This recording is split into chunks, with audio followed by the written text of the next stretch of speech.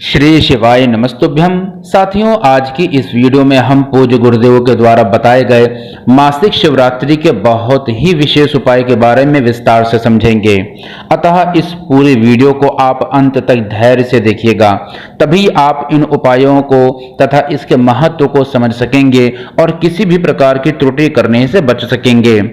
अंतर्राष्ट्रीय ख्याति प्राप्त पूज्य गुरुदेव ने बताया है कि वेद पुराण तथा अन्य जो हिंदू धर्म ग्रंथ हैं उनमें ऐसे ऐसे अचूक उपाय हैं जो मानव कल्याण के लिए बने हुए हैं। इन उपायों को करके प्रत्येक व्यक्ति अपने जीवन की कई समस्याओं का समाधान कर सकता है। पूज्य गुरुदेव ने श्री शिवाय नमस्तुभ्यम मंत्र और एक लोटा जल को ही सभी समस्याओं का हल बताया हुआ है।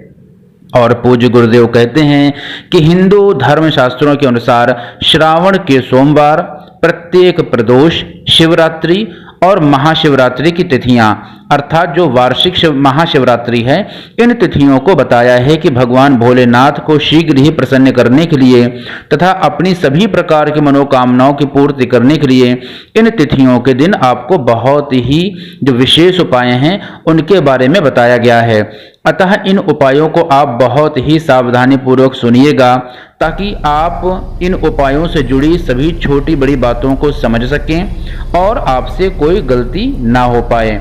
उसके पहले साथियों, आप सभी से एक विनम्र निवेदन है कि यदि आप पहली बार चैनल पर आए हों और अभी तक आपने इस चैनल को सब्सक्राइब नहीं किया है तो कृपया अभी सब्सक्राइब कर लीजिए।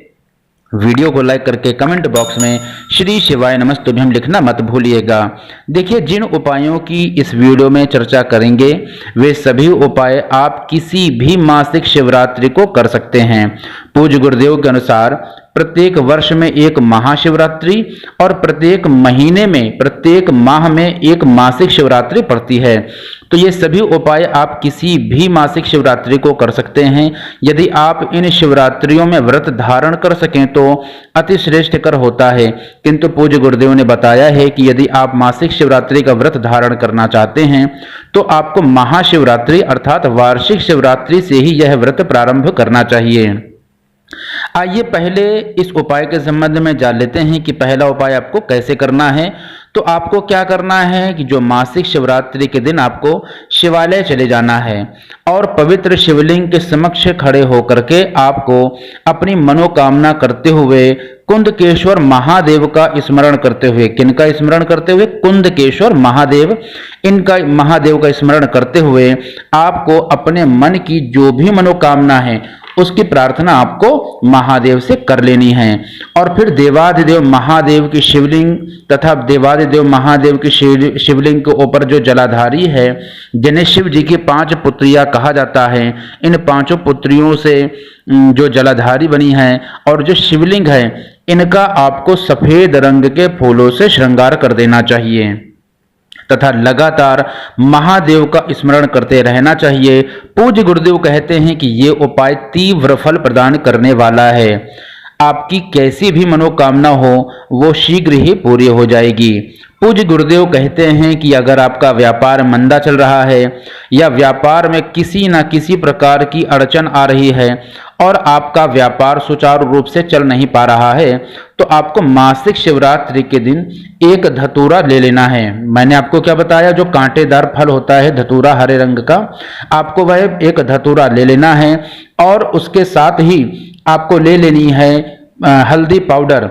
और उस हल्दी पाउडर को आपको किसी साफ पात्र में, चाहे वो कटोरी हो, प्लेट हो, कोई भी एक साफ पात्र हो, तो वह हल्दी पाउडर उस साफ पात्र में आपको डाल देना चाहिए और उसमें शुद्ध जल मिला करके उसका पेस्ट बना लेना है।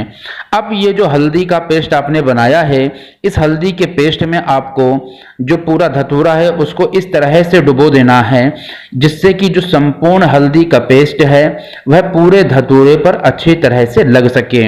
अब इस हल्दी लगे धतूरे को आपको देवाधिदेव महादेव के ऊपर समर्पित कर देना चाहिए। किंतु आपको इस बात का विशेष ध्यान रखना होगा कि यह उपाय आपको रात को ठीक 12 बजे ही करना चाहिए। तो रात को ठीक 12 बजे आपको यह उपाय करना है और जो धतूरा आपने शिव जी पर समर्पित किया है उस धतूरे को आपको 10 मिनट के बाद ही अपने घर लेकर के जाना है। तो आप तब तक बैठ करके 10 मिनट तक शिव जी के जो मूल मंत्र है, शिव महापुराण, पवित्र शिव महापुराण का मूल मंत्र श्री शिवाय नमस्तुभ्यम या ओम नमः शिवाय का आप स्मरण कर सकते हैं, जप कर सकते हैं, या आप यदि चाहें तो शिव स्तुति कर सकते हैं या शिव चालीसा का भी आप स्मरण कर सकते हैं। उसके बाद आपको 10 मिनट के बाद यह धतूरा उठा करके आपको आपके घर ले आना है और किसी लाल कपड़े में इसे बांध करके श्री शिवाय नमस्तुभ्यम का स्मरण करते हुए बांध देना है। और आपका जिस भी जगह पर व्यापार है तो अपने व्यापार वाले स्थान पर इसे रख देना चाहिए। पूज्य गुरुदेव कहते हैं कि शिव महापुराण के इस उपाय के अनुसार आपके व्यापार की उन्नति को कोई रोक नहीं सकता है। यदि आप बहुत प्रयास कर रहे हैं और बहुत प्रयास करने के बाद भी आप किसी न किसी सफलता के पीछे स्ट्रगल कर रहे हैं, परेशान हैं, संघर्ष कर रहे हैं और बार बार निराश हो चुके हैं, तो आपको प्रत्येक मासिक शिवरात्रि के दिन शाम के समय अर्थात प्रदोष काल के समय, अच्छा प्रदोष काल क्या होता है तो प्रत्येक वीडियो में मैंने आपको प्रदोष काल क्या होता है इसको बताने का प्रयास किया है। जैसे कि जिस समय जो सूर्यास्त हो रहा होता है तो सूर्यास्त होने के 45 मिनट पहले और सूर्यास्त होने के 45 मिनट के बाद का जो एक पूरा चक्र है, जो समय काल है, इस समय काल को हम प्रदोष काल कहते हैं। तो प्रदोष काल के समय आपको क्या करना है कि 3 स्थानों पर शुद्ध देशी घी के दीपक को प्रज्वलित करना चाहिए। अब कहाँ कहाँ ये 3 जगह हैं, कहाँ कहाँ आपको यह शुद्ध देशी घी के दीपक प्रज्वलित करने हैं। तो आपको प्रज्वलित करने के लिए जो सबसे पहला स्थान है वह शिव जी के मंदिर है, अर्थात आपको जो पहला दीपक है वह देवादिदेव महादेव के समक्ष शिवालय या शिव जी के मंदिर में प्रज्वलित करना चाहिए। अतः आपको पहला दीपक शिव जी के मंदिर में जलाना चाहिए और जो दूसरा दीपक है वह आपको आपके घर के पास यदि कोई बेलपत्र हो, उसका पेड़ हो तो किसी बेलपत्री के पेड़ के नीचे, यदि आपके घर के समीप कोई बेलपत्री का पेड़ ना हो तो किसी भी बेलपत्री के पेड़ के नीचे, जो आप जहां सुविधा से अपनी सुविधा अनुसार जा सकते हैं, तो वहां पर आपको वह दूसरा घी का दीपक प्रज्वलित करना चाहिए। आपको इस बात का विशेष ध्यान रखना होगा कि जिस भी बेलपत्री पेड़ के नीचे आप दूसरा घी का दीपक प्रज्वलित कर रहे हैं वह पेड़ इतना बड़ा होना चाहिए कि उसकी जो छाया है वह आपके संपूर्ण शरीर पर पड़ सके। तो इस प्रकार के पेड़ के नीचे ही आपको दूसरा जो घी का दीपक है उसे प्रज्वलित करना चाहिए। और तीसरा जो घी का दीपक है उसे आपको आंवले के पेड़ के नीचे प्रज्वलित करना चाहिए। तो मैंने पहला दीपक आपको बताया देवादिदेव महादेव के समक्ष अर्थात शिव जी के मंदिर में, दूसरा घी का दीपक मैंने आपको बताया किसी भी बेलपत्री के पेड़ के नीचे, और तीसरा जो दीपक मैंने आपको बताया वह बताया आंवले के पेड़ के नीचे। तो इन तीनों जगह पर आपको जब जो घी का दीपक आप जला रहे हैं, प्रज्वलित कर रहे हैं, तो आपको लगातार श्री शिवाय नमस्तुभ्यम इस मूल मंत्र का स्मरण करते रहना चाहिए, या ओम नमः शिवाय मंत्र का भी आप स्मरण कर सकते हैं, या किसी भी मंत्र जो आपको आते हैं।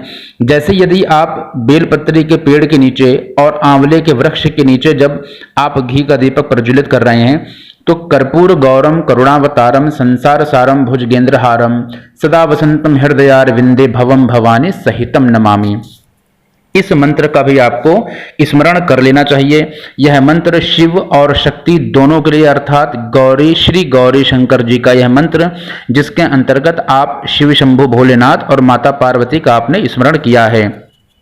इस उपाय से श्री गौरी शंकर जी की असीम कृपा से आपको अनंत सफलता प्राप्त होगी और आपका जीवन से धन धान्य की जो भी कमी है वह सदैव के लिए समाप्त हो जाएगी, तथा ये उपाय करने से मात्र 3 शिवरात्रि के बाद आपको लाभ मिलना प्रारंभ हो जाएगा। अब बात कर लेते हैं कि यदि आप किसी रोग से पीड़ित हैं या आपके घर का कोई भी व्यक्ति रोग से पीड़ित है या बार बार बीमार पड़ रहा है, तो आपको बहुत ही सरल सा उपाय कर लेना चाहिए। क्योंकि यदि कोई भी व्यक्ति बार बार बीमार पड़ रहा है और उसके शरीर में अत्यंत कष्ट बना हुआ है तो यह अचूक उपाय आपको अवश्य करना चाहिए। इस विशेष उपाय को करने से आपको चूकना नहीं चाहिए, क्योंकि शिवरात्रि के दिन किया जाने वाला यह उपाय अचूक उपाय कहलाता है। ये उपाय बहुत ही सरल है। इस उपाय को करने के लिए आपको चाहिए मात्र 7 बेर के फल। ध्यान से सुनिएगा, जो छोटे छोटे बेर के फल होते हैं, आपको इन 7 बेर के फल को लेकर के आपको उसे जल से शुद्ध करके और अपने सर के ऊपर से इसे घुमा करके चले जाना है। इन 7 बेरों को लेकर के देवादिदेव महादेव अर्थात शिवालय शिव जी के समक्ष आपको चले जाना है और फिर इन 7 बेरों को पवित्र शिवलिंग पर आपको समर्पित कर देना चाहिए। उसके बाद इस बात को आपको ध्यान रखना चाहिए कि इस उपाय को आप सिर्फ जो मासिक शिवरात्रि पड़ती है उसके दोपहर के ठीक 12 बजे ही इसे करना है। ध्यान से समझिएगा, मासिक शिवरात्रि के दोपहर के ठीक 12 बजे आपको यह उपाय करना चाहिए।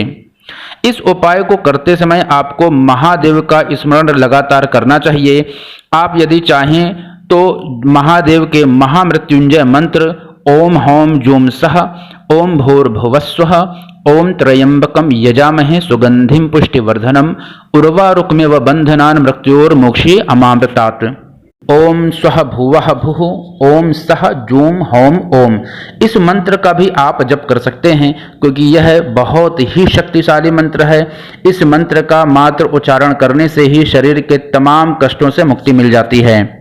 अतः इन मंत्रों का उच्चारण करते समय, महादेव का ध्यान करते समय, उनका स्मरण करते हुए आपको अपने मन की मनोकामना देवादिदेव महादेव के समक्ष कर देनी चाहिए। पूज्य गुरुदेव ने कहा है कि ज़्यादा से ज़्यादा 3 महीने में आप उन सभी प्रकार के रोगों से मुक्त हो जाएंगे जिन रोगों के कारण आपके शरीर में कष्ट मिल रहा है। इस उपाय से हजारों लोग अपने रोग से मुक्त हो चुके हैं। अतः आपको भी एक बार इस उपाय को अवश्य करके देखना चाहिए। देवादिदेव महादेव आप सभी की मनोकामनाओं की पूर्ति करें। हर हर महादेव। श्री शिवाय नमस्तुभ्यम।